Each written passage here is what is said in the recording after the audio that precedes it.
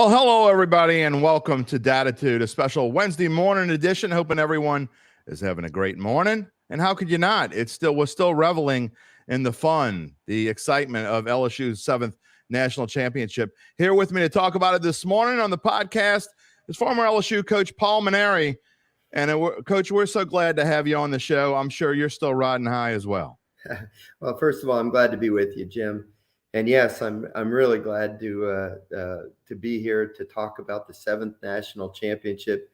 Dadgummit, that 7th one was really hard to get, wasn't it? It took a lot longer than all of us would have hoped. But I was so happy to have been there, with Jay and with the players that I had coached, or recruited and coached, and to just to feel a part of it in a kind of weird way. It brought closure to my career at LSU as well, to see all those young men, finish their careers with a national championship. I was happy to be there. Well, we always like to show the subject of what the show is, but I mean, does anybody really need to know what the subject is? Of course, we're going to be spending the day talking about, or the morning talking about LSU's 7th national championship. So glad Coach could join us here. And Coach, one of the things, you brought up how tough it was. Well, they're not supposed to be easy, right? I mean, if you win a national championship, very rare. It's not like Georgia that beat TCU in the college national championship football game. That was one game. Mm-hmm. LSU had to, and you've been through this before, so you know what it's like to run through this gauntlet of just, they beat the number 1 and number 2 seeds in the College World Series, had an undefeated regional and super regional. I mean, really, things couldn't have gone much better, and they fought through. Whenever this Tigers team had to win, they won. Mm-hmm. Well, the problem with LSU fans is they're used to Skip, and he made it look so easy.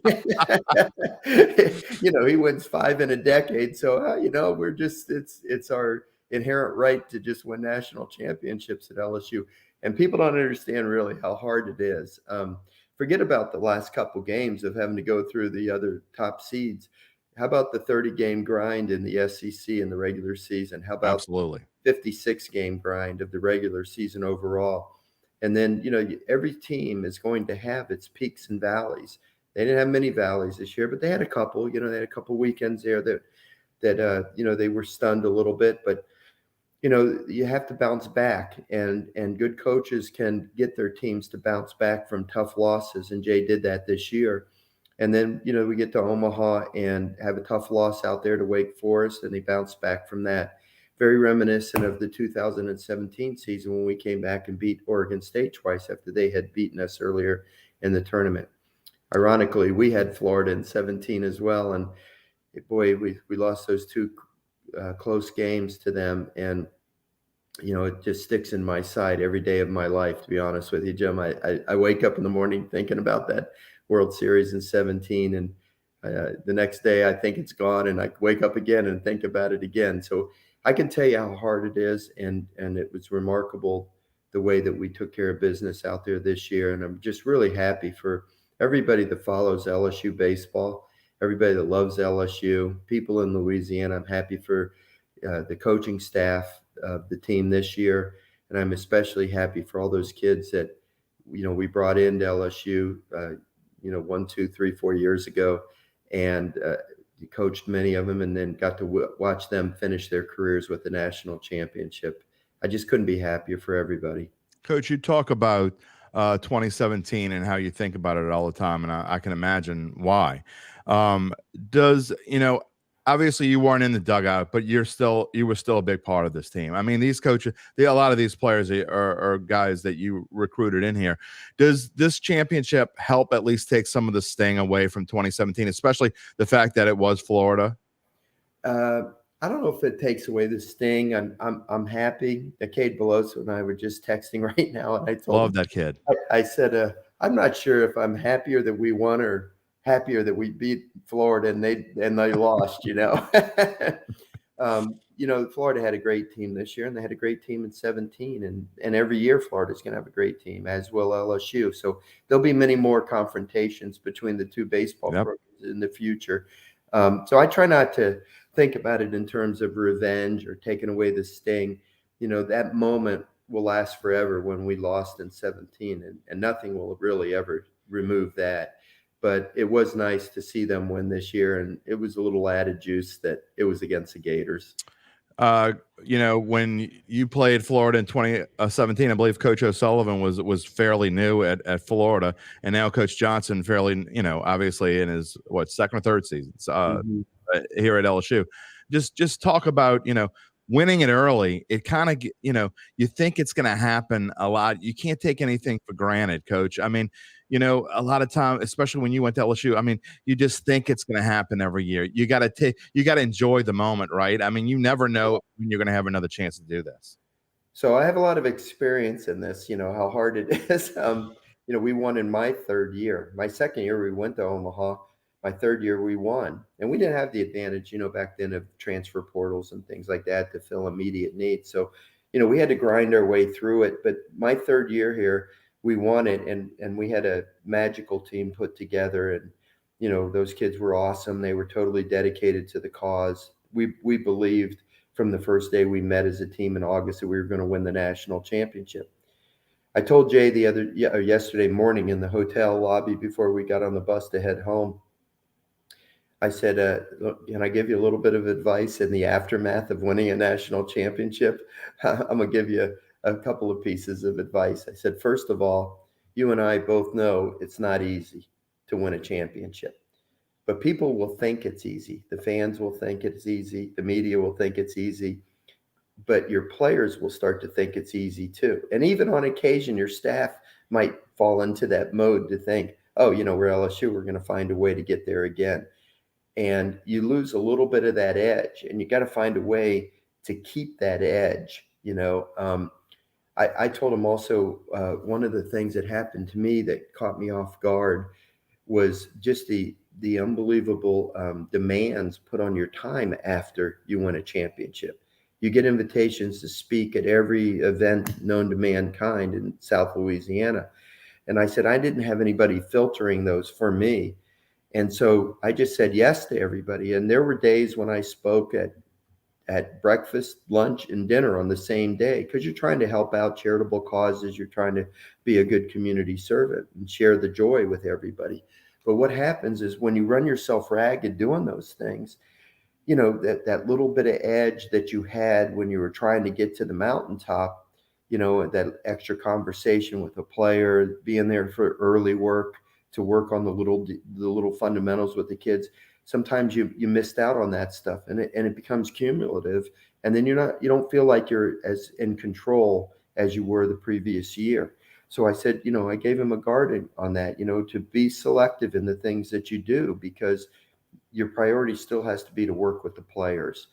And he appreciated those bits of advice. I wish I could have won another national championship, so I would have been able to implement that for myself in the following year. But Jay's life will have changed forever now.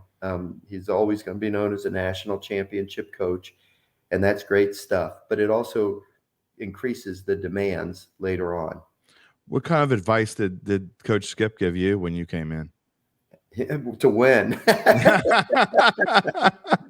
Easier said than done, my friend. I never realized the standard until I talked to Skip. No matter what you did, whatever you won that day, Skip was always, that was a good win, Paul. But there's bigger fish to fry down the road. So, Coach, was it tougher for you then, because Coach Skip was the AD and part of this university still. I mean, now he's retired and is still around, but I mean, he was always there. I mean, and trying to live up to something like Skip Bertman, and we saw Smoke Laval couldn't do it. I mean, you won a national championship, but how hard is that to have him there? Jim, it wasn't hard at all for me because I embraced him. A lot of people when I was, remember I came here from Notre Dame, and a lot of my friends at Notre Dame said, why would you want to go do that? You're going to be in Skip's shadow. He's going to have proprietorship over the baseball program, dotty. And I would reply to them and say, listen, that's why I want to do it, not Right. why I don't want to do it. I want to go where the standards are high, where the resources are good, where the fans love the program. You don't have to convince them that college baseball is important. But you can't speak out of both sides of your mouth. You can't say, give me this great traditional program, give me all these resources, give me access to the best kids, put us in the best conference, give us a great facility, give us great weather. hey, but don't expect too much out of us. Right. Come on, that's ridiculous. So when you come to LSU, you have to understand what the expectations are. You have to embrace that. And having skipped there, I didn't look at it as a negative. I looked at it as a positive, that he could give me great advice. You asked what kind of advice. I couldn't stand here in an hour and tell you all the advice he gave me through the years, but he was never overbearing. He never forced me to do anything that I didn't want to do. He just gave me little suggestions here and there. And it was wonderful. I accepted it happily, and I loved having him around. Jim Derry with Coach Paul Mainieri here on this Wednesday morning. The last Dattitude before we get to football. We're going to take a mini hiatus after this is over. We'll be back on July the 21st. Just a little break before we get into football. So I'm so glad to have on our last show before we go into football mode, talking to Coach Mainieri about baseball. And there's, very few people I'd rather talk baseball about than Paul Mainieri. Ron Maestri is one of them. I was the sports editor I went to LSU and then transferred to UNO. And being the sports editor at UNO, Ron Maestri is one of the legends in this state. You know that. You're good friends with him. Well, when I came to LSU as a freshman, I was from Miami, Florida, Jim, and LSU, obviously had a big brand name, not necessarily in baseball, but Pete Maravich and the football program and everything. And I grew up a huge LSU fan just because I loved Pistol Pete and I loved to watch LSU play football games. Mike Miley at quarterback and so forth. Of course. Jones. Anyway, I came here as a freshman.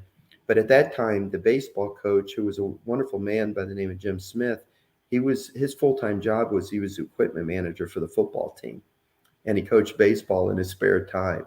So it shows you that there wasn't much of a commitment to challenging the players or pushing to greatness. So coming from the family I grew up in Miami with, my father was a legendary junior college coach and coached a bunch of future major leaguers, won national championships, that type of thing. Winning his junior college coaching history, man, I wanted to be in a program where it was really going to challenge you. So I went back and played for my father in my sophomore year. But after my sophomore year, my eligibility was up, so I had to find another school to go to. And just by the grace of God, I ended up back in the state of Louisiana, found a coach at the University of New Orleans, Ron Maestri, that I absolutely adored from the minute I met him.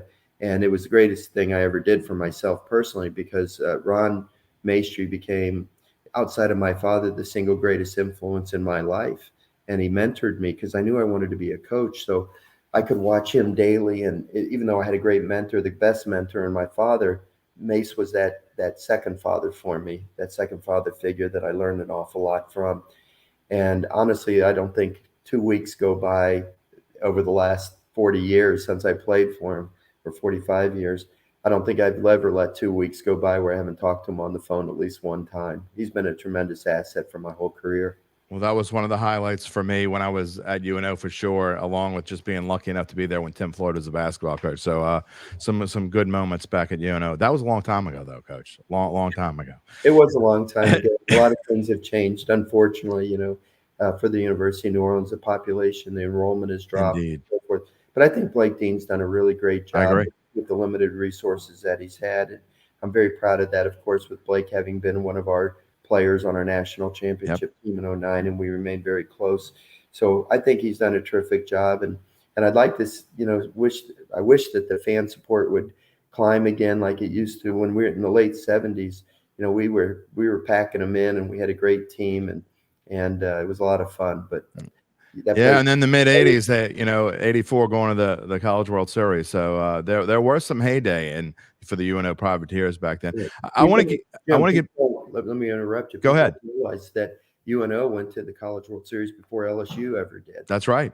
Yeah, and we were disappointed in 1979 that we weren't the first team to go, but Mace went in 84, and we were all very proud of that. But that school will always hold a very special place in my heart. Coach, I want to talk about some of the players. You touched on it earlier, and obviously it's a big piece of this championship team.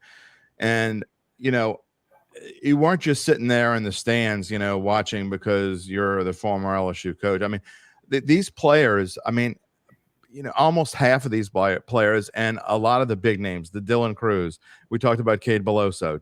Trey Morgan was one of your last recruits. Gavin Dugas, Travinsky. Milazzo was one of your guys. Just Floyd. Yeah, sure. and just talk about what it's like, these kids that you have a relationship with and you brought in and you got to watch them grow. I was lucky enough to cover, until about 2 years ago, I was covering high school sports for a long time. I got to cover Cade Beloso very well. I got to cover Trey Morgan. I got to cover Joe Bear, and these kids to watch them grow up just as a sports writer is special. I can't imagine what it's like for you as a coach to have that tight relationship, especially with a guy like Cade and Trey, who are just such cool kids. Charms of kids, yes. Well, Jim, my whole coaching style for my 4 decades of being a coach was not just to bring them in and move them through. I invested in their lives. That was what I enjoyed about coaching. I wanted not only to help them develop as baseball players and collectively a championship team, mold a championship team, but I wanted to see these kids grow as individuals and become productive adults that were ready for the challenges that life was going to throw them. And the lessons that they learned through their experience of playing college baseball are certainly a great way to learn about how to handle adversity, how to handle success, how to work as a team, how to make sacrifices for the good of the bigger picture. All the lessons that you as a coach would espouse to try to teach young men. And this group of kids was no different. When we recruited them when they were 16 or 17 years old, you got to know them, you got to know their families. You brought them to school. You watched them have successes. You watched them stub their toes. You watched them, taste the fruits of victory, and you saw them, lose confidence in themselves when adversity struck and all those kinds of things. So, it's a journey. You know what I mean? Everything that happens is a life lesson, and I like to think that I taught them some of those life lessons growing through the program. So, the first, you take Dylan Cruz's freshman year, Dylan and Trey and Jordan Thompson and Ty Floyd, several, Travinsky, Milazzo, excuse me, were the class before. But when Milazzo and Travinsky and that group were freshmen, we had the pandemic year. Yeah. So they never played in an SEC game. So the next year when Cruz and those guys came in, and now we're back to playing the SEC schedule. Well, that was the first SEC games that literally half our team had ever seen. And, we had times of struggles. We didn't have a stellar regular season record. I was going through some real physical issues personally, with my neck. I had to have a couple surgeries on my neck, and I didn't feel, physically great. And because of the surgeries, I couldn't be engaged with the players by throwing batting practice or hitting fungos and those kinds of things. I couldn't even, have as many meetings as I would like to have individually with the players because everybody was wearing a mask and had to sit 10 feet away. We had all the protocols that we had to deal with. So that year that they came in, it wasn't an easy year. We fought through it. We finished strong. We got the bid to Eugene, Oregon, and we won a regional. So that really, I think, laid the groundwork for these kids to understand what it took to be successful individually and as a team. And so, I've been out now for, the next year I was out, which was, Cruz and those guys, it was their second year. And now this year as juniors and, almost for sure their last year at LSU because they're going to go into professional baseball. Right. I look out there on the field and I see them as mature adults. They arrived as children, as adolescents almost, and now they leave, as adults, and they're ready for any challenge that comes their way in life or on the baseball field. And when you're older and you're more experienced, you're more confident, you're more consistent, you know how to handle the ups and downs better because of the experiences that you've had. And to watch them go out there and play as well as they did on the biggest stage, I felt a little bit of part of it, because, the growing phase that we went through with them. And they were so great to me, all the players, the coaches, the fans were so warm to me when I was up there. And it really made me feel good from a personal standpoint that they included me. I flew back on the team plane. I spent a lot of time talking to the players when I was there. as I mentioned at the beginning of the show, from a personal standpoint, it kind of brought closure to my LSU career. Even though I retired 2 years ago and people think that was the closure, when you still have the players out there that you invested so much in, it's hard to stay away. It's hard to be away, and feel, removed from it. So I was really happy, and as happy as anyone. And I was so happy for Jay that he got that championship. And, like I said, he joined the club, and they never can take it away from They him. can never take that away. That's right. Jim Derry here with Coach Paul Mainieri on the Dattitude podcast on this Wednesday morning, June the 27th. We got about probably 10 or 15 more minutes with Coach. If you want to leave a comment or a question, I've shown a few on the screen here, but you feel free to do so. If you're watching on Facebook or YouTube, you can leave a comment or a question, and I'll be glad to show it, and we can ask Coach before we let him go. Coach, I want to ask you, you talk about closure, and I know how tough that may be. I've been let go and brought back 4 times in my career. I mean, it's not an easy thing to be sitting there watching people do what you love. How hard has it been for you to and I know when you retire and you say, this is it, I'm ready to step on into the next life or whatever, but how tough has it been to watch sometimes? Tough, Jim. I had 3 years left on my contract, and I thought I would coach to the end. And I had every intention of doing that, except, I was mentioning about this physical challenges that I have. Contrary to what anybody may believe, it was 100% my decision. So I voluntarily left the job that I love. And all I ever wanted to do in my life was be a college baseball coach. And then ultimately I got to coach at the best place in America, LSU. And I was proud of every stop I had along the way. The little school in Miami, St. Thomas University, United States Air Force Academy, Notre Dame. But to culminate at LSU was nothing I ever aspired. I just loved coaching and loved working with players and loved molding teams, whichever institution it was at. But I had this wonderful opportunity presented to me by Skip when he was the AD. I had turned down several other opportunities to come to the SEC or Big 12, whatever, but nothing appealed to me. The only thing that I ever dreamt of while I was at Notre Dame, the only school for which I would have even considered leaving, was LSU. Well, how often do you get offered that job, And I got it offered to me. So I never took it for granted. Every day I loved it. I gave it everything that I had. I love the players. I love the fans. Criticism never bothered me because I looked at the fans and said, I would rather them be critical than apathetic, and believe me, every day I just wanted to send them home happy, and I wanted to win championships. And we won a lot of championships. We just only won the national championship one time, and I know that's how LSU fans many times measure you, but In every sport, Coach. yeah, I know. And that's okay, and that's one of the reasons I wanted to coach at LSU. But I'm proud of the one we won.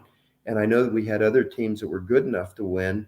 But, you have to have luck. You have to, have good breaks.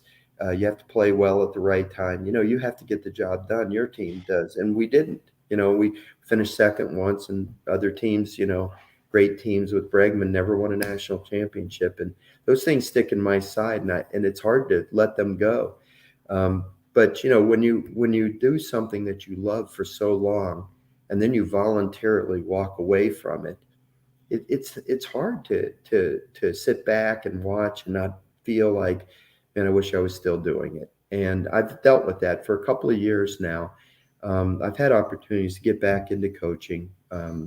Notre Dame offered me to go back a year ago, and this year, University of Miami showed a lot of interest in me doing that, but I pulled out of it, before they ever even offered it to me. But it just, once you coach at LSU, I don't know where else you can go and be happy. And so I'm kind of coming to the conclusion now that I'm probably done as a coach unless something crazy happened, and you never say never. But it's been hard. And I've been playing a lot of golf. I play with the grandchildren a lot. I'm getting really good at carpool pickup. Too hot, Coach. Yeah, man. I've started to figure out the little secrets of that. But I feel like I still need to find something that's purposeful in my life besides that. And I don't know what it is. It hasn't hit me yet, But now that this team won this national championship, I really feel like I said, because the majority of the players that I recruited and coached are transitioning out now, will probably go into professional baseball or have graduated, whatever.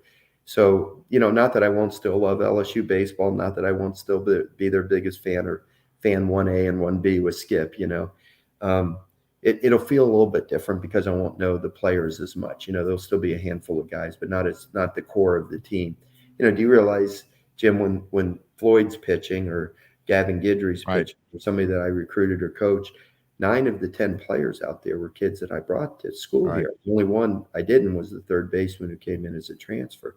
So, you can't help but feel a tremendously close connection with them and relish in their successes and be disappointed when they had their failures. So I think it's going to be a little bit different for me going forward, and hopefully I'll be able to adjust to retired life a little bit better.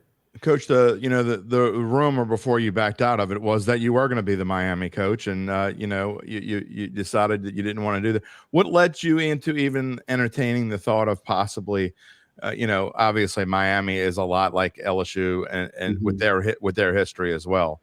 Well, I grew up in Miami, Jim. I grew up down there. I grew up 3 miles from the campus, and I don't mean this in a bragging way about myself necessarily, but my father was the toast of the town in college baseball down there in the 60s and 70s. And he passed 3 years ago, and as, generations go by, memories start to fade. And one of my motivations was kind of to resurrect his name a little bit in baseball circles, get people talking about him. Hey, his son is now the coach at the University of Miami. I grew up there. I have a lot of friends still there. They called me. I didn't search it out. They called me. And I just felt, hey, what do I got to lose to go down there and talk to them about it? So I spent a day talking to them about it. They asked me to come back the next day, which I did. But as, a few days went by and they hadn't offered me the job, I just kind of lost my enthusiasm for it. And just decided, I didn't want to be away from my family because all my family was going to stay in Louisiana. Yeah. I would have had to go down there by myself. And I didn't really want to do that. So I called them and just told them that to take me off their candidate list. I wasn't going to do it. And I'm happy that I got to Omaha in time to watch the championship. It didn't take long for rumors to get out there, though, did it?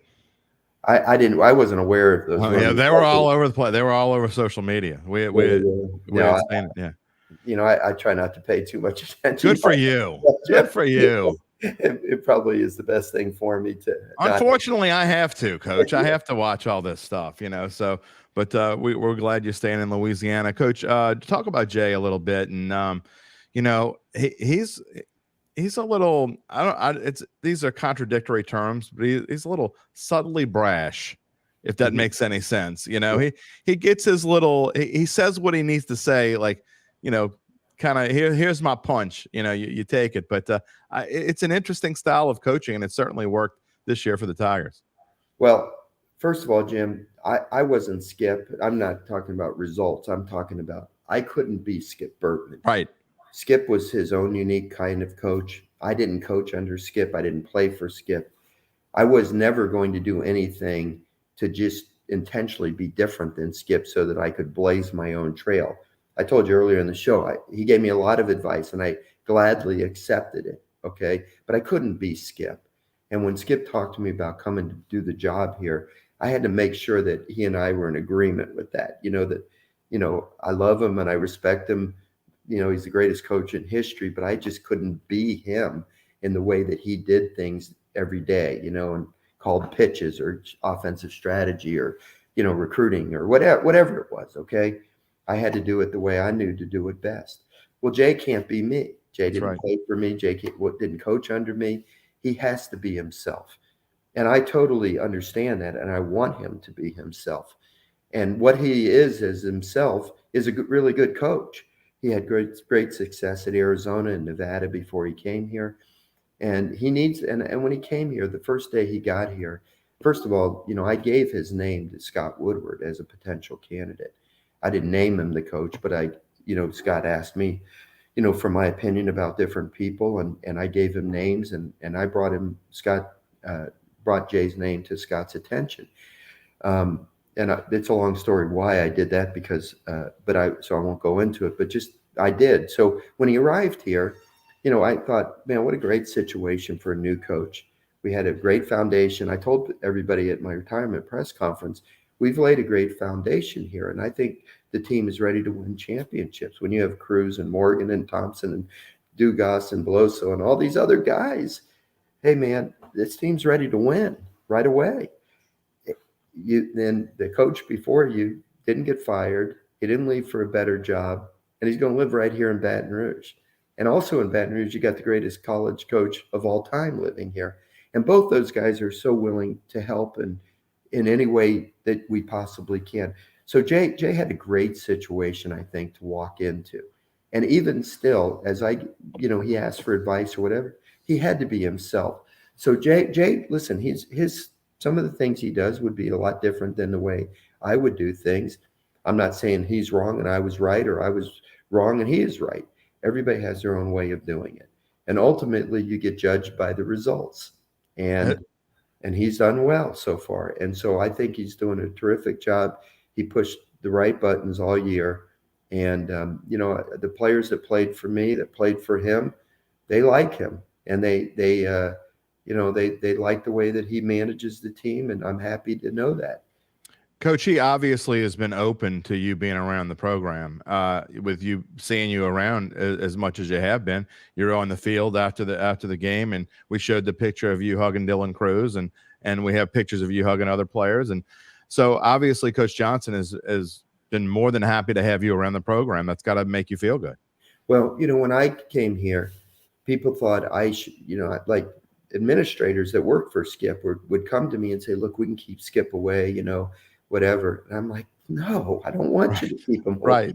Right. The man built the program here. The man can go wherever he wants to go. The players will know who's in charge now, and not in an arrogant way. I don't say that in an arrogant way, but I know how to manage people. And I know these kids are going to know that I'm the coach. It's not an issue. Well, I think Jay has the same feeling. He doesn't feel threatened by me. If anything, I was the one that was more conservative about ever going around, because I didn't want the players to be confused by who was in charge now. I didn't want Jay to think I was looking over his shoulder. So I purposely stayed away. He's wanted me to be more with him than I was wanting to do or willing to do at the beginning, So listen, someday when you're retired, Jim, and folks that watch your show are retired, they'll understand that it's a different feeling that you have. You did something your whole life, going 100 miles an hour. You invest your everything into it, and then all of a sudden it's over, and you start to wonder if you have any purpose in life. And it's a gratifying thing when you feel that the person that replaced you respects you, is welcoming to you, will listen to you, even if they don't do the things that you advise them to do. That's their prerogative. But just to know that you're welcomed around is a wonderful feeling, really.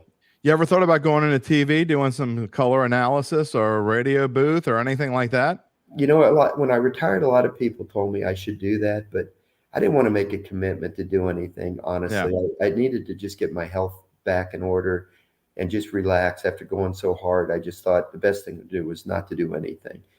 Well, that didn't last really that long. I got pretty bored pretty quickly. How much golf can you play, right? Absolutely. So this year, I didn't go put myself out there. I didn't let people know I wanted to do that and try to promote myself to do it.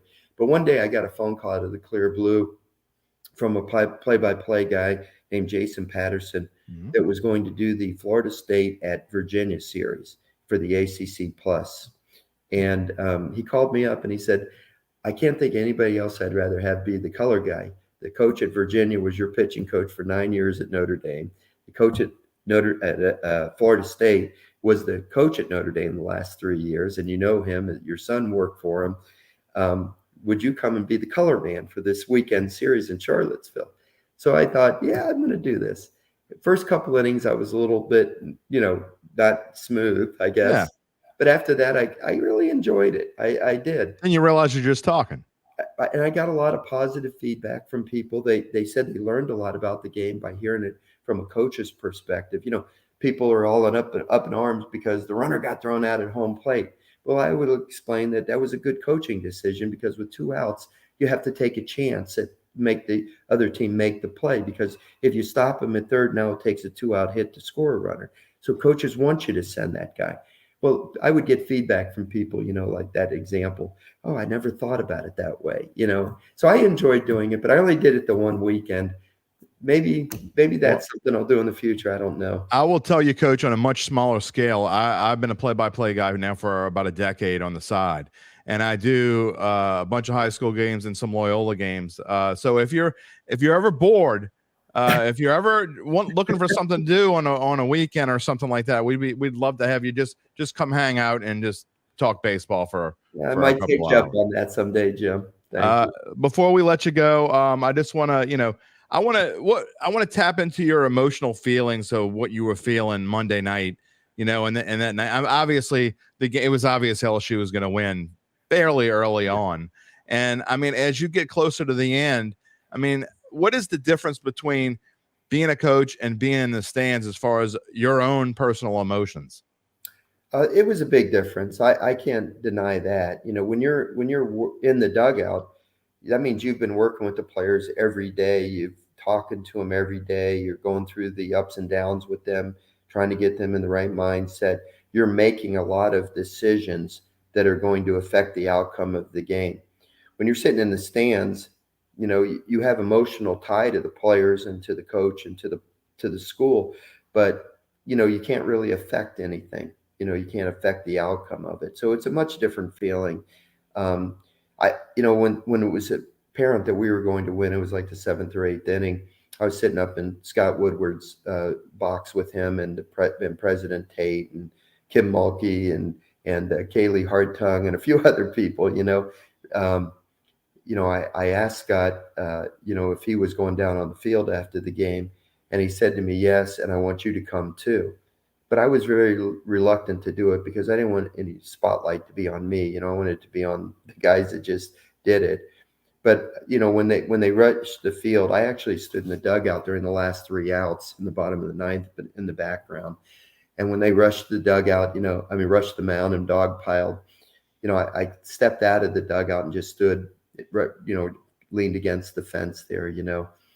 Anyway, as I was standing there just watching from a distance, I could hear the fans yelling to me from behind me, but I pretended I couldn't hear them because I didn't want to turn around and start waving at the crowd and Of course, bringing attention to me, So anyway, I was just planning on staying right there. But then what happened was the media started to move out towards the field, and they were all in foul territory outside the first baseline. I couldn't see anything, right? anymore, So I figured I'd just kind of casually walk up and kind of intermingle there with where the media was. Well, then what happened was Hayden Travinsky saw me and he sprinted over and gave me a big old sweaty hug, for it lasted about 30 seconds. And then Gavin Dugas saw me and he ran over and he hugged me. And then Cade saw me and he came up. So now I figured, okay, well, I might as well just go ahead and out and greet all the players. And then I wanted to go, congratulate Jay as well. And we did that. And so it was fun. I felt a part of it, but somewhat removed, obviously, because I wasn't out there every day working with the kids. But I got a great amount of joy out of it, and I'm just so happy for really everybody that loves LSU baseball. You say never. You think you ever might get in the booth? I mean, might get in the dugout again? Well, like I said, I've had some opportunities to do it.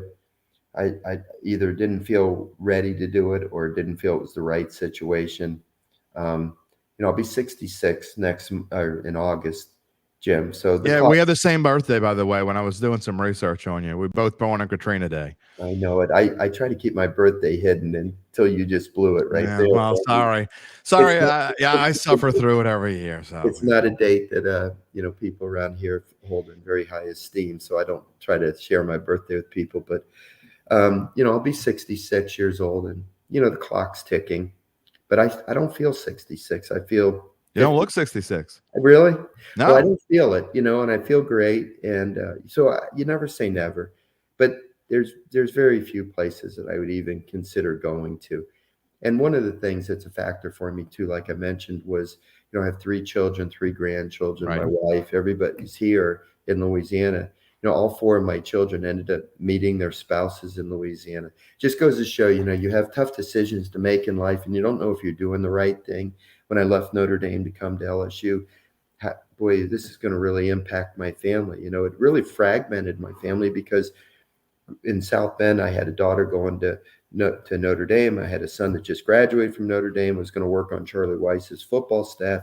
I had a son in high school. I had a daughter that was at Ball State. And by me coming to LSU, it was like sending all of our children away at the same time to college. But except for my youngest son, he wasn't in high school yet. He was only in fifth grade. I correct myself.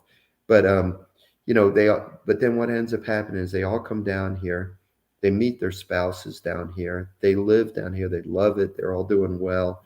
And so now for me to go coach at another college, I'd have to leave them again. Right. I don't know if I want to do that at this point. Yeah, and I hear you because I just had a grandbaby last week, last week, so I'm getting up there. Yeah, so it would be very tough not to be around my family. John Parrish says I had something very similar happen to me, and everything Coach said about the transition from active to retired is absolutely true. Coach, I'm sure when when you're retired, you think about life differently. I would imagine as well. Well, what has happened for me, Jim, and I don't mean this in any kind of bragging way. I've been the most fortunate person I know. I wanted to be a college baseball coach from the time I was 14 years old. That's when I'd made my decision. You probably made that decision that you wanted to be a microphone guy, when you were young. And I got to coach at 4 amazing institutions. I got to do it for 39 years. I never got fired.